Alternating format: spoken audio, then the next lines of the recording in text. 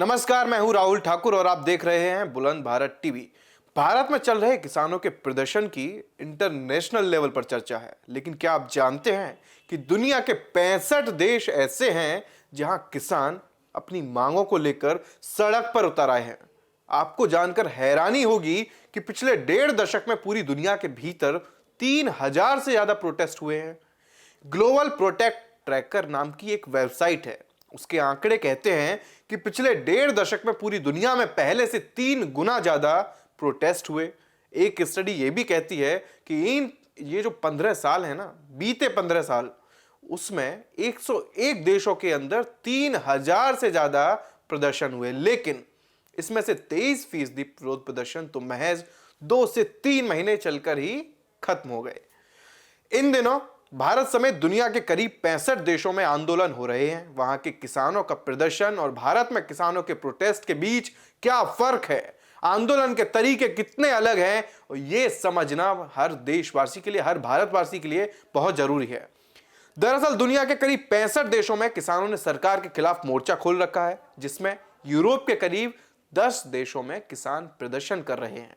France में किसानों ने ट्रैक्टर की लंबी कतारों से राजधानी पेरिस को घेर लिया, जिसके बाद फ्रांसीसी सरकार ने कीटनाशक के उपयोग और ईंधन सब्सिडी पर बैन को जो फैसला था वो वापस ले लिया। कुछ ऐसे ही जैसे 2 साल पहले भारत में 3 कृषि कानून वापस लिए गए थे। वहीं जर्मनी में भी किसानों ने डीजल पर मिलने वाली सब्सिडी में कटौती से नाराज होकर प्रदर्शन किया। सरकार ने आश्वासन दिया तो वो मान गए और अगली बैठक का अब उनको इंतजार है। स्पेन में भी किसानों ने पर्यावरण नियमों के खिलाफ देशव्यापी विरोध प्रदर्शन कर रखा है।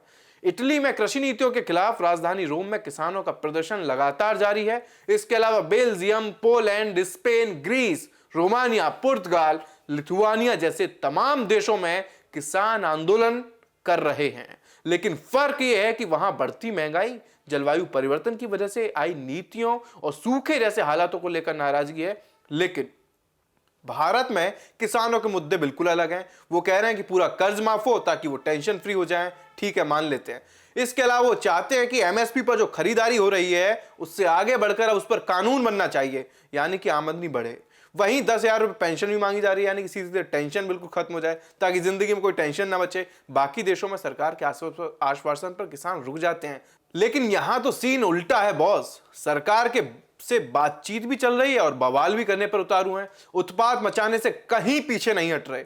कुछ तथाकथित किसान और इन्हें समर्थन करने वाले राजनीतिक दल कहते हैं मोदी मीडिया मुद्दों को दबाती है, लेकिन हंसी आती है इन पर कि पूरी मीडिया इन दिनों किसानों का प्रदर्शन दिखा रही है, उनके मुद्दे बता रही है, उनकी आवाज देश के कोने कोने तक पहुंचा रही है। उसके बावजूद ये मीडिया वालों की जान के दुश्मन बने हैं।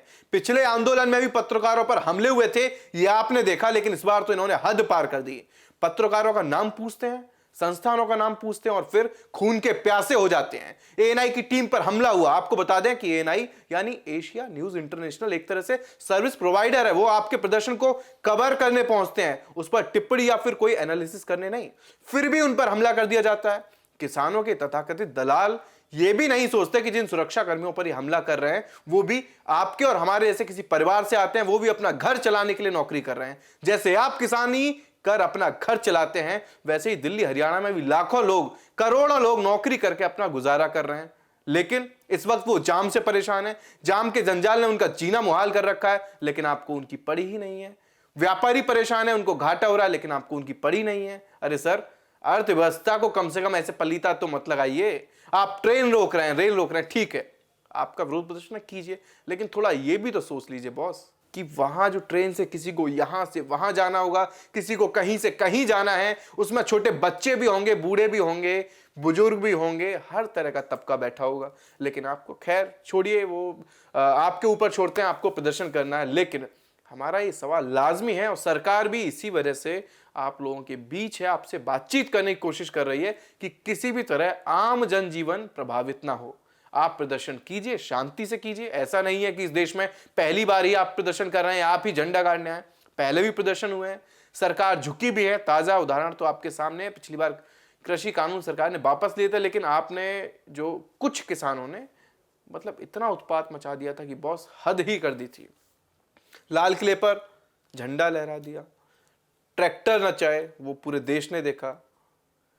तमाम जो उम्मीद तक नहीं थी अन्नदाताओं से, या ये कहें अन्नदाताओं की आड़ में कुछ लोगों ने ऐसा ये सब किया, पूरे देश में थू-थू हुई थी।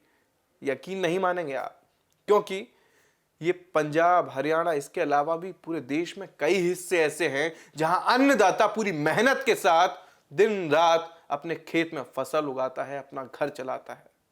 लेकिन कुछ साजिश कहिए, कुछ सोच या समझ का नतीजा कहिए, या राजनीतिक की जो रोटियां सेकने वाला जो खेल है ना, उसे कहिए, उसकी वजह से शायद ये हालात बनते जा रहे हैं। लेकिन जो कुछ है वो ठीक है या गलत है, ये हम जनता पर छोड़ते हैं।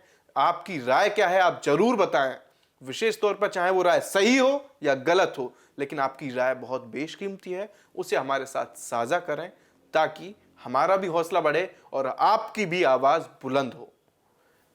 चैनल को हमारे लाइक सब्सक्राइब करना बिल्कुल ना भूलें। नोटिफिकेशन की जो घंटी वाली जो बेल होती है उसे भी ऑन कर लें ताकि सबसे पहले आप तक वीडियो पहुंच सके। और बाकी आप देखते रहिए बुलंद भारत टीवी। नमस्कार।